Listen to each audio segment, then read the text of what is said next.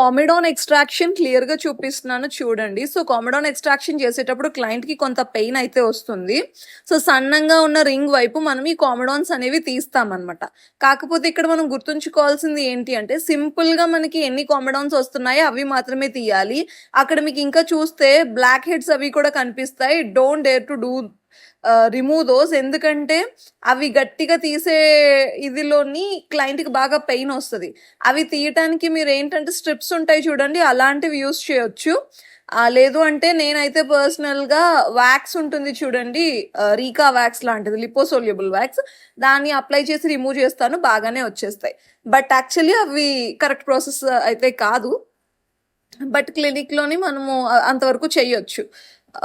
మనం ఇక్కడ వచ్చేసరికి జస్ట్ సింపుల్‌గా ఏవైతే రిమూవ్ చేయగలుగుతున్నామో అంతవరకు రిమూవ్ చేస్తాం.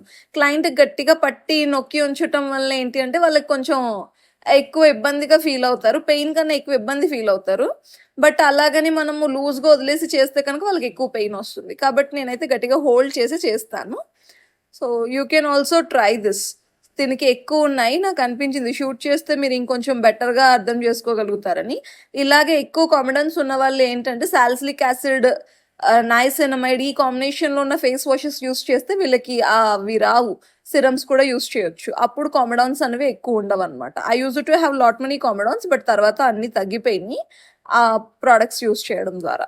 ఏ బ్రాండ్ యూజ్ చేసుకున్నా ప్రాబ్లమ్ ఉండదు.